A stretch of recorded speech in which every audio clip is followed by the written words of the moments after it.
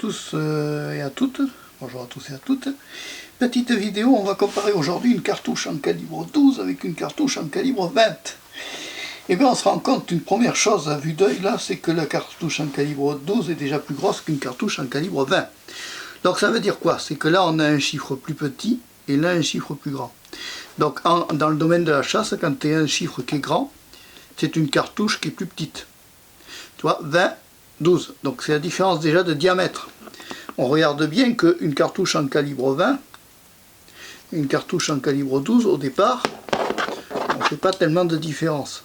Sauf que, si on regarde bien, la cartouche en calibre 20 est plus petite que la cartouche en calibre 12. Donc ça veut dire que la cartouche en calibre 20 ici pourra rentrer, évidemment j'ai mon autofocus qui fixe le camp, pourra rentrer dans un fusil en calibre 12, et c'est là que ça représente un problème. Parce que concrètement, une cartouche en calibre 20, si elle va dans le fusil en calibre 12, ça peut faire exploser les chambres. Ça rentre en entier, si tu ne fais pas attention, si tu mets une cartouche en calibre 12 par derrière, ça peut te péter les chambres, ça peut te péter le fusil. Donc, bien faire attention entre la différence des calibres. Ici, nous avons que 28 grammes de plomb en calibre 20, et la calibre 12, nous avons que 32 grammes de plomb. Il y a donc plus de gerbe, la gerbe de plomb est plus dense ici qu'ici. Mais,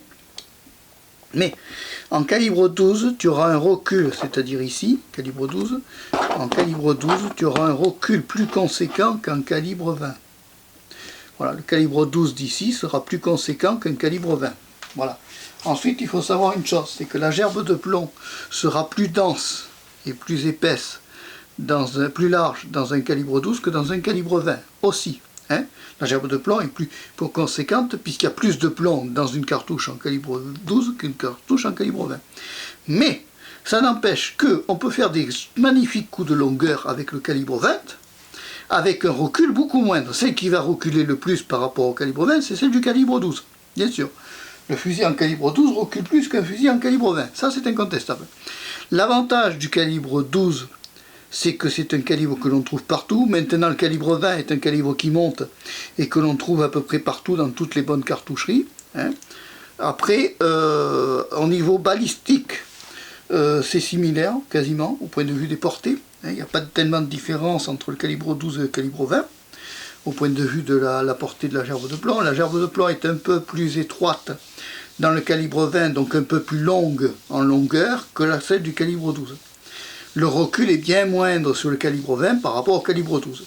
Voilà ce que je peux dire sur ces deux calibres qui sont excellents. Moi j'aime beaucoup le calibre 20 et j'aime bien le calibre 12, mais j'adore le calibre 20.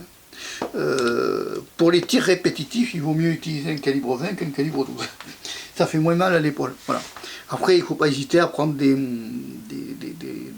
systèmes d'amortissement de recul et autres, en sarbotam et autres. D'accord ? Allez, dites-moi ce que vous en pensez, vous, du calibre 12 et du calibre 20. Est-ce que vous utilisez le calibre 20? Est-ce que vous utilisez le calibre 20? Certaines doivent s'en servir. Hein. Allez, au revoir, à bientôt, et merci, et abonne-toi à la chaîne Marc Péchaud 3 Chasses. Ciao!